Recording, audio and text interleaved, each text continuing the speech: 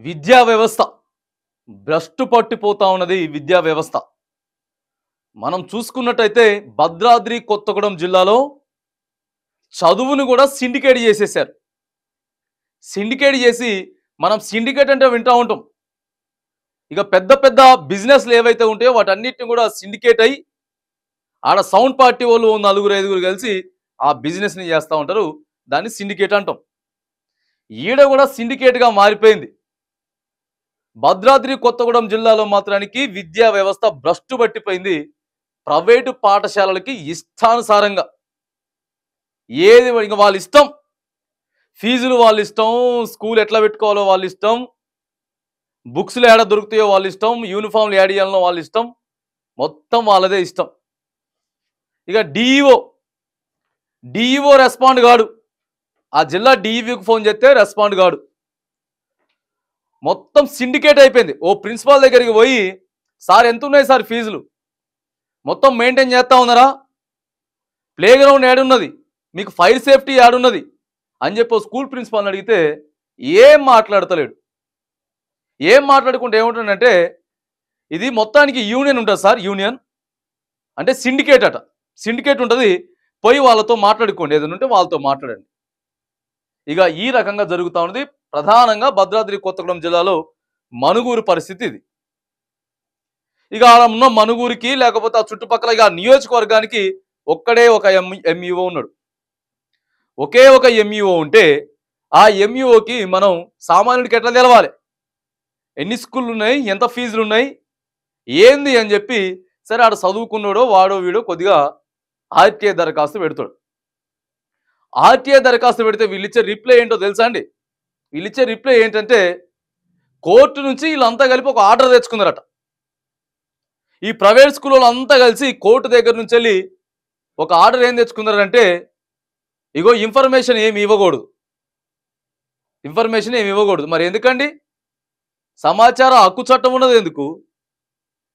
సామాన్యుడికి ఎట్లా తెలుస్తుంది? ఎట్లా పట్టుకొచ్చిర్రు అనేది అడుగుతాం. ఎట్లా పట్టుకొచ్చిర్రు అనేది జిల్లా కలెక్టర్ గారిని అడుగుతాం, విద్యాశాఖ కమిషన్ని అడుగుతాం, విద్యాశాఖ కమిషనర్ని అడుగుతాం. ఇక విద్యాశాఖ కమిషనర్ ముఖ్యమంత్రి గారి దగ్గరే ఉన్నది కదా, ముఖ్యమంత్రి గారి దగ్గరే ఉన్నది కాబట్టి ఇగో నెక్స్ట్ లెవెల్కి వెళ్ళి అడిగేటటువంటి ప్రయత్నం చేస్తాం.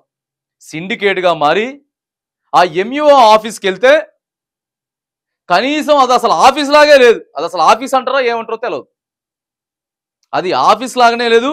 ఆడున్న ఎంఈఓకి ఫోన్ చేసి ఏంటి సార్ ఇది అని చెప్పేసారంటే, ఇగో ఇదే ఇన్ఫర్మేషన్, మేము ఇచ్చే ఇన్ఫర్మేషన్ ఇదే. అక్కడ ఎంఈఓ గారి పేరు లేదు, కనీసం ఆ సమాచార అధికారి పేరు లేదు, ఆ డిఈఓ పేరు లేదు. ఎప్పుడో కొన్ని సంవత్సరాల క్రితం వేసిన బోర్డు ఒకటి మొత్తం పెచ్చులు ఊడిపోయి ఉన్నది. ఆ బోర్డు మీద పెచ్చులు ఊడిపోయి ఉన్నది. సార్ దయచేసి మా కోసం ఆ బోర్డు అన్న ఏర్పాటు చేయండి అని చెప్పిన నేను. ఆ బోర్డు కనీసం ఏర్పాటు చేయండి, ఎవరికన్నా అవగాహన ఉండాలి. ఎప్పుడో పనిచేసిపోయినటువంటి ఎంఈఓ పేరు ఆడున్నది, ఎప్పుడో పనిచేసిన ఎంఈఓ పేరున్నది, ఎప్పుడో పనిచేసిన డిఈఓ పేరున్నది, వాళ్ళు పనిచేయని ఫోన్ నెంబర్లు ఆడున్నాయి. ఇగో ఈ రకంగా జరిగేటటువంటి పరిస్థితి ఒక భద్రాద్రి కొత్తగూడెం అనే కాదు. ఇప్పుడు నేను భద్రాద్రి కొత్తగూడెంలో చూసిన కాబట్టి చెప్తా ఉన్నాను ఏం జరిగిందో. ఇక భద్రాచలం, మనుగూరు ఆ ఏరియా మొత్తం ఇట్లనే ఉన్నది. సిండికేట్ అయినరు. 55,000 రూపాయల ఫీజు అండి. 9వ తరగతి 10వ తరగతి జరిగేటటువంటి పిల్లగాడికి 55,000 60,000 రూపాయల ఫీజులు వసూలు చేస్తా ఉన్నారు. ఒక్కొక్క స్కూల్లో అయితే నర్సరీ, ఎల్కేజీ, యూకేజీకి 30,000-40,000 రూపాయల ఫీజులు ఉన్నాయి. 30,000-40,000 రూపాయల ఫీజులు ఉన్నాయి. నా దగ్గరికి కొన్ని వచ్చినాయి ఫొటోస్, నా దగ్గరికి కొన్ని ఫొటోసే వచ్చినాయి. ఇక వాటన్నిటిని కూడా మీకు చూపించేటటువంటి ప్రయత్నం చేస్తా. ఇంకా కొన్ని రాబోయేటివి ఉన్నాయి, ఇంకా కొన్ని స్కూళ్ళు రావాలి. ఇగో ఎట్లా అనుసారంగా మొత్తం పెట్టుకున్నారు, బోర్డులు పెట్టుకొని ఇక పైసలు వసూలు చేసేటటువంటి కార్యక్రమాలు ఇగో జరుగుతూ ఉన్నాయి.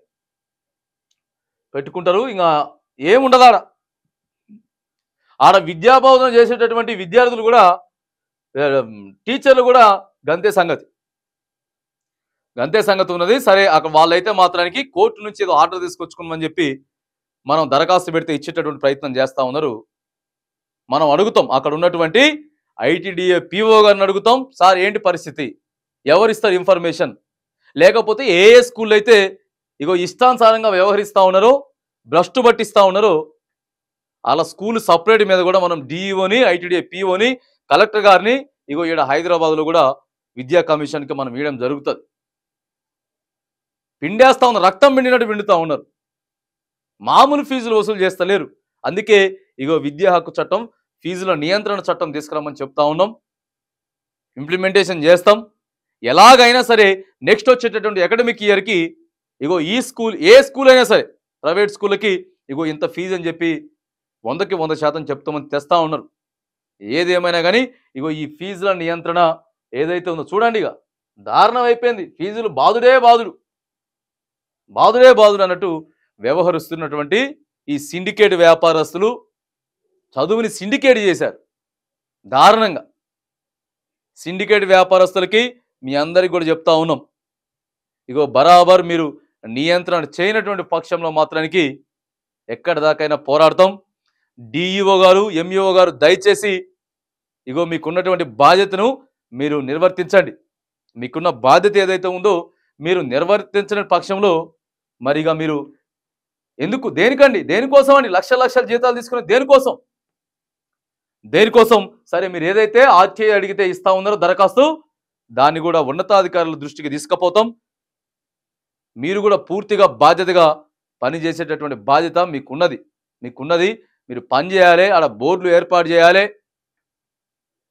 అంతేగాని నిమ్మక నీరెత్తనట్లు మీ ఇష్టం వచ్చినట్టు చేసుకుంటూ పోతే మాత్రానికి కుదరదు. కాబట్టి ఇగో ఈ నియంత్రణ ఏదైతే ఉందో ఫీజుల నియంత్రణ మీద మాత్రానికి ఉన్నతాధికారులకి, లేకపోతే ఏ స్కూల్ అయితే ఆ స్కూల్ మీరు ఇవ్వట్లే కదా ఇన్ఫర్మేషన్. మీరు ఇన్ఫర్మేషన్ ఇవ్వనటువంటి పక్షంలో ఏ స్కూల్ అయితే బాదుతా ఉన్నాయో ఇష్టానుసారంగా ఇక వాళ్ళు చేస్తూ ఉన్నారో వాళ్ళ మీద మాత్రానికి కంప్లైంట్ ఇచ్చేటటువంటి ప్రక్రియ కూడా ప్రారంభం చేయబోతా ఉన్నాం.